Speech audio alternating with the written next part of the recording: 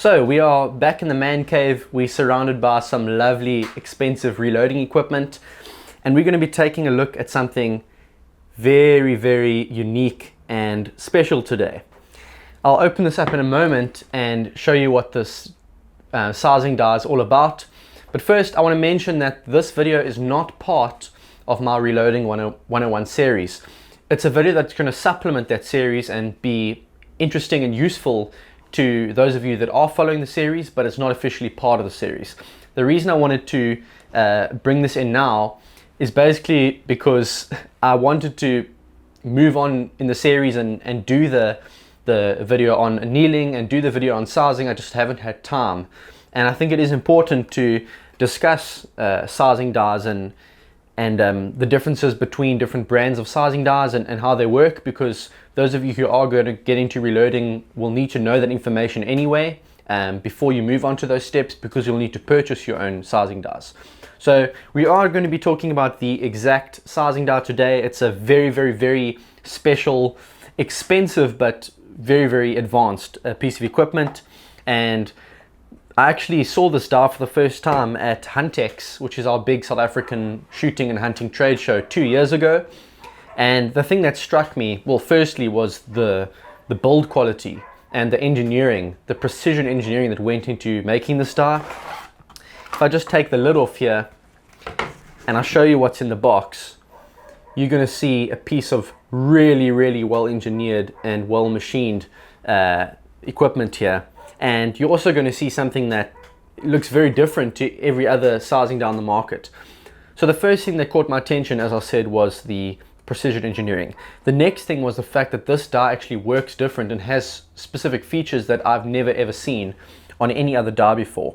The first one being that this die is actually micro headspace adjustable by 1/1000th of an inch at a time.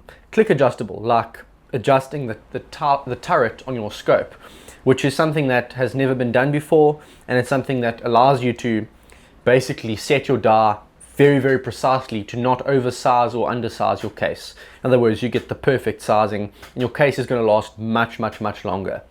The next thing is that this die is actually made to size your case in 2 steps. Now this is a full length sizing die, a full length bushing die. You'll see the bushings there at the top here. But unlike most full length dies, instead of engaging the neck of the case first, this die actually sizes the body first and then sizes the neck in a separate step while still holding the body. The problem with a normal full length sizing die is that, as I said, you're engaging the neck first and you've got all that pressure on the neck of the case, which is the weakest part, especially if you've annealed it. This can cause concentricity issues. It can shorten your case's life, and you also don't have full control over how much you size the case. Yes, you can adjust the lock ring to size slightly more, slightly less, but not to the same degree of perfection that you can with this, with the click adjustability. The problem with neck sizing, many people say, well, why don't you just neck size if you're worried about oversizing your case?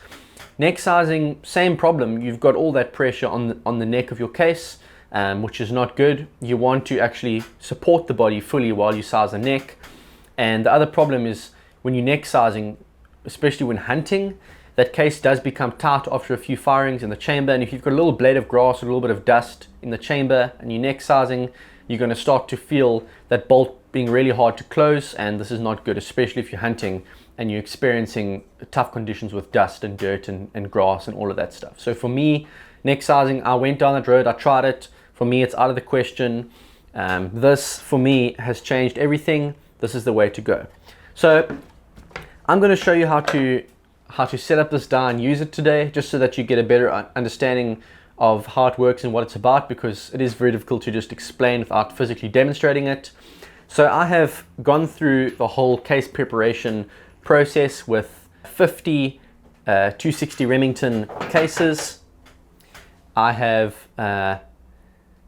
trimmed these cases. I've inspected them for pressure signs and for split necks. I have chamfered and deburred them. I have cleaned them.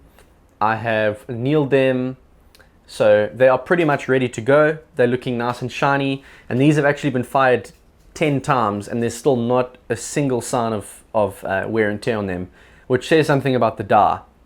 So a brief overview of what you can find in the box. Really nice box, by the way. Laser engraving here. This one's got my name on it, which is pretty cool, but that's not important. You open the box, you will find a instruction manual, which is quite detailed. So this will really help you when setting the die up, and you'll need it because this die is not set up like any other die you've ever seen. So instruction manual is important. And inside the box, you've got some nice compartments with everything you'll need.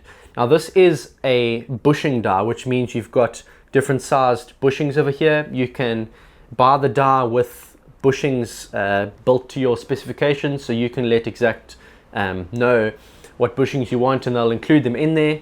I've obviously got one of the bushings already in the die, so you'll see that's not in there, but yep, bushings in there. There are spaces that you can put above and below the bushings. So if you want to size a certain portion of the neck, if you don't want to size the full neck of the case, for example, you can put spaces below the bushing and that'll allow you to size less of the neck. This is important if you want to kind of adjust how much neck tension you want on the case. That's really, really cool. There is a tool here for getting the spaces and the bushings in or out. So that's what this little piece of metal is. You've got a golden case, which will help you with setting the die up. And we'll get to that in a minute. I'll show you how to do that. You've got the mandrel here with the decapping pin. Now you don't really need this all the time. I haven't really used it at all because I'm just neck sizing, but if you've got a case that's particularly bent up and damaged, you can use the mandrel just to straighten it out, and you can use this to decap or deprime your cases as well. I have a separate decapping die, and I do believe it's better to deprime your cases in a separate step, but it's here if you want it, and it's really, really concentric and hard and well built and solid. It's not going to break on you, which is great. This funny looking tool over here is called a process isolation tool, and again I'll show you what this is for in a minute. Basically this helps you to separate the body sizing process from the neck sizing process, so it's something that's very important. You've got a headspace gauge, again really, really important for setting up the die, but also important in general for measuring the headspace of your case, which is a very important factor in reloading. This over here looks like a little spanner or wrench, but this again helps you to adjust the die. It helps you to take your die apart, but also helps you to adjust your headspace by 1/1000th of an inch at a time, so that's important. And lastly, 1 or 2 little Allen keys and a little tool that helps you to seat the bushing in perfectly. So that's what you get with the die set, but let's get to business. The actual setup of the die is a process that is explained extremely well in the manual that comes with the Exact die, but I'm going to briefly run through it quickly. Basically, when you first set your die in here, you're going to put your process isolation tool on the die. You're going to fit your golden case in the shell holder, and you're going to press the stroke handle all the way down.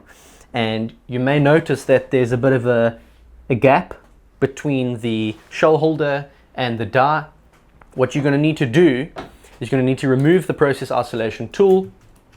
You're going to need to take the adjustment wrench with which you hold the die while you're doing your click adjustments.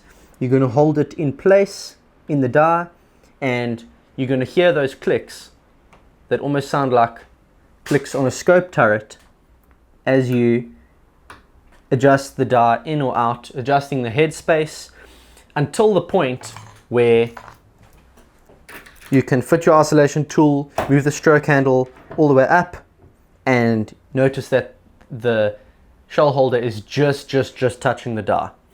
When you get to this point, you can move on to the next step.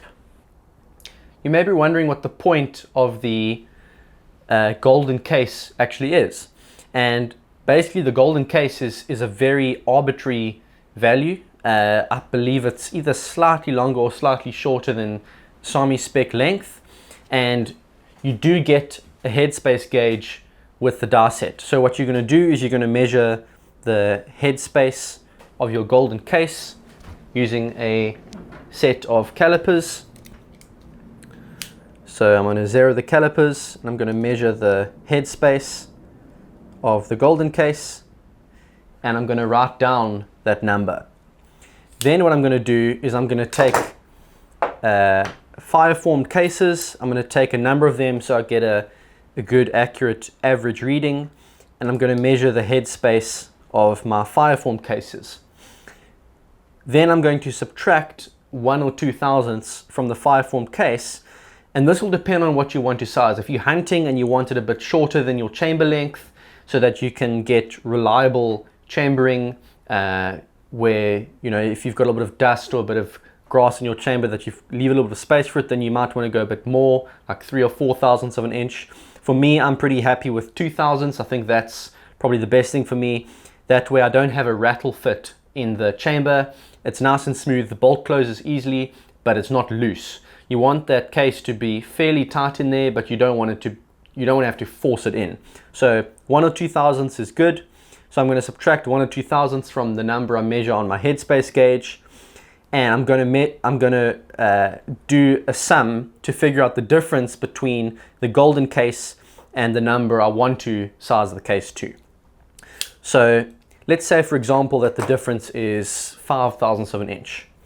Knowing that the click adjustments here are 1/2 thousandth, I'm going to need to then adjust the die 10 clicks up or down so that I've got the exact number that's going to give me a perfect sizing for my fire form case, bumping the shoulder back, in my case 2 thousandths of an inch. That's where I want it.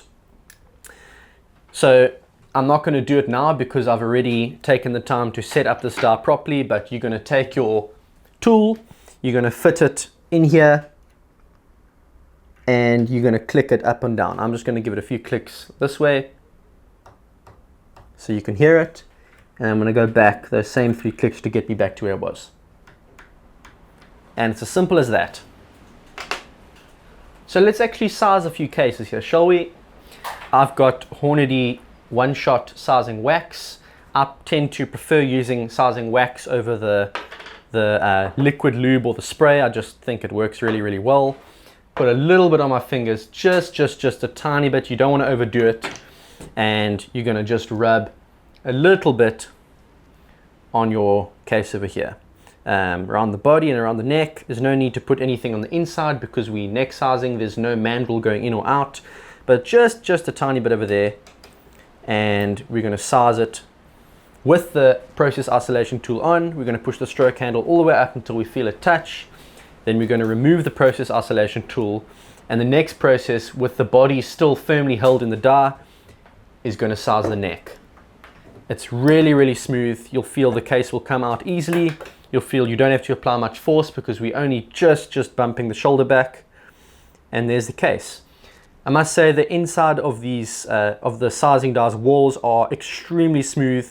You pretty much don't see any marks on the outside of the case if you set up the die properly.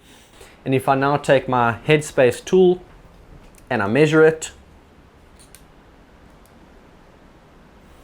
there you go, 2.2845, and the fire form case was 2.2855. So we've bumped it back 1 thousandth of an inch, and this die can give you that accuracy to do that perfectly every single time, and that's what makes it so special.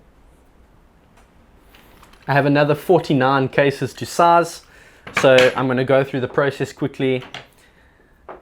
Wax the case just a little bit, put it in the shell holder, fit your process isolation tool in the die, bring the stroke handle down, remove the process isolation tool, size the neck, back out, and move on to the next case. Extremely simple process. It feels good. It's almost a little bit addictive actually, because it feels so smooth, and I think I'm someone that just appreciates when something works well and when something is well made. I'm one of those nerds. So for me, this is an enjoyable process. I could do this all day. Reloading is not for everyone, but it's definitely for me.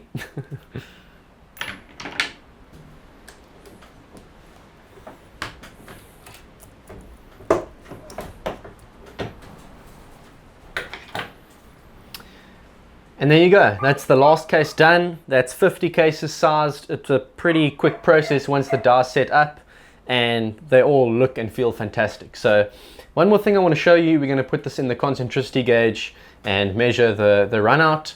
I want to show you how perfect these are. I have actually noticed since I started using this die, not only does my bolt closure feel more smooth and the overall experience feels a little bit better, but I've also found my groups and my extreme spreads tightening up. Now part of that has to do with the fact that with the bushings in this die, I can get my neck tension exactly where I want it, and I think that helps a lot with your standard deviations and extreme spreads and stuff like that. But the concentricity, the fact that the concentricity is so perfect with these cases has contributed a lot towards better group sizes, but also better extreme spreads, with those bullets just entering the lands of the rifling perfect every single time. So let's take a look. So let's take one of our cases here. Let's give it a wipe down so it's not too slippery in our hands. Let's put in the concentricity gauge. As you can see there, that's about 1/1000th, maybe just over 1/1000th of an inch run out, and that is perfectly acceptable. So I know that this case is not going to give me any problems. It's perfectly sized for my chamber, it's straight, it's concentric, and I'm really happy with that. So there you go, guys. That is my brief introduction and overview to what I really do believe is the best sizing die the world has ever seen. This thing is awesome. I know it's out of a lot of your price ranges, so I do want to mention that I am a fan of other sizing dies. For example, I do own Wooden dies, I own Foster dies. I have had a few issues with Redding dies, to be completely honest with you, but Wooden, Foster, Wilson dies are also amazing. So there are other options out there that I would highly recommend, but if you're looking for something that's just a step ahead of the rest, the Exact die is something you will definitely want to consider. So I'll put a link down below, you can check it out, and thank you so much for watching. I'll see you next time.